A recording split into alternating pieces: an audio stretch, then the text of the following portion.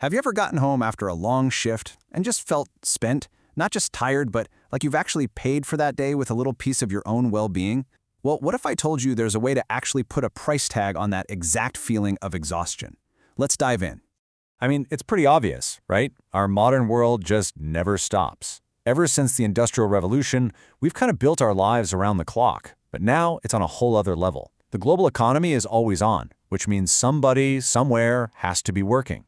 We're talking nurses, truck drivers, factory workers, you name it. The lights are always on. And this isn't some small group of people we're talking about. In the US, about 26% of all workers are on some kind of non-standard schedule. That is more than a quarter of the entire workforce.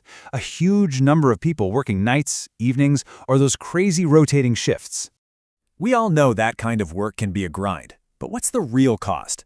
What is the actual biological price we pay for keeping society running 24/7? Well, the answer is way more serious than you might think. So let's start with the most personal cost of all, our health. Because working against your body's natural clock isn't just about feeling a little tired or needing an extra cup of coffee. No, it's a major biological stressor, and the consequences are very, very real. And the damage, well, it's across the board. Research has clearly linked shift work to a whole list of pretty severe health problems. We're talking everything from chronic sleep disorders and burnout to a much higher risk of heart disease and even some cancers. I mean, get this. One big study found the risk of breast cancer went up over 3% for every 5 years of night work. This isn't just an inconvenience, it's a legitimate health hazard. So why? What is actually going on inside our bodies to cause all this? You know, the problem isn't the work itself, it's the timing of the work. It all comes down to this fundamental clash with our body's built-in programming. See, deep inside your brain, you have this master clock. It's called your circadian rhythm. You can think of it like your body's own internal operating system. And for basically all of human history, it's been synced up with the sun. It tells you when to be sleepy, when to be awake, when to eat. It controls your hormones, your metabolism, everything on a really strict 24-hour cycle. And this right here, this is the core of the problem. It's a battle between two different kinds of time. On one side, you have social time. That's the clock on the wall at work. But on the other side, you have biological time. That's your body's clock, the one that follows the sun. And when your job forces social time to completely ignore biological time, you get what scientists call biological social friction. What that basically means is that your body enters this state of, well, internal chaos. Your brain might be fighting to stay awake for the night shift, but your liver, your digestive system, your muscles, they're all still running on a daytime schedule. It's like your body's departments are all working in different time zones, and nothing is lining up properly. Okay, so that's the biological mess it creates. But this problem doesn't stay inside our bodies, it spills out and becomes a massive economic problem. Because when workers are constantly exhausted, it always hits the bottom line. And this isn't just a guess. Researchers have actually put numbers to it. If you use regular day shift workers as the starting point, the average shift worker is about 2.5% less productive. But look at the fixed night shift. That number jumps to a massive 7.7% loss in productivity. That is a direct financial hit, all because people are out of sync with their body clocks. And the costs just get bigger from there. When you start adding up all the workplace accidents and mistakes that are tied to being sleepy, the most conservative estimate for the economic damage in the US is $71 billion every single year. Some estimates put it way higher. That is a colossal amount of money and resources just gone, wasted, all tied back to worker fatigue. For years, this cost has been sort of invisible. It's something workers definitely felt, but companies couldn't really measure it. But that's starting to change. What if you could actually model the biological cost of a work schedule? What if you could put a number on fatigue?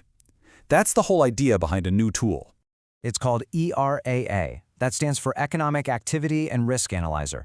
The easiest way to think about it is like a weather forecast, but for fatigue. You can plug in any work schedule, say 3 12-hour night shifts in a row, and the tool basically simulates the biological stress that schedule puts on a person. It's all about making that invisible cost totally visible and measurable.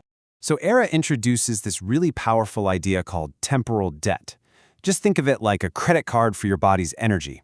Every time a schedule makes you work when your body is screaming to rest, you rack up a little bit of this debt. And if you don't get enough real recovery time to pay it down, that debt just builds and builds, leading to burnout and a much higher risk of mistakes. It's a way to actually quantify being run into the ground. And that leads us to this other, frankly brilliant metric, zombie labor cost. And yeah, it's pretty much exactly what it sounds like. It's the money a company spends paying a worker who is so exhausted, so deep in that temporal debt, that they are a walking safety hazard. They're on the clock, getting paid, but they are running on absolute empty. The company is literally paying for an employee who is too tired to be productive or even safe. So what do you do with all this information? I mean, once you have the data to actually measure fatigue, it could completely change the conversation we have about work, about fairness, and about safety. Researchers are already sounding the alarm on this. This quote here basically says that our century-old idea of a standard 8-hour day just doesn't cut it anymore. We need a new way of thinking that looks out for the well-being of the worker, not just the financial interest of the employer. But here's the most powerful part of all this. Sure, a tool like ERA can help a company see how much money they're losing, but its real power might just be in the hands of the workers themselves. For the first time ever, there could be a way to take that physical feeling of being drained and turn it into cold, hard data. This is where the whole dynamic could shift. Think about it.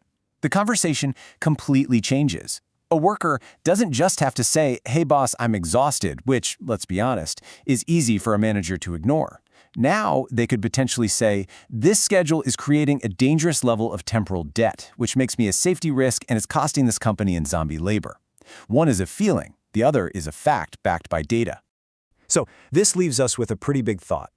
We've always known that our time is valuable, but what we're learning now is that our energy, our body's own natural rhythm, has a measurable price too. So if you could prove the exact cost of your own exhaustion, what would you ask for in return? How would you change your deal?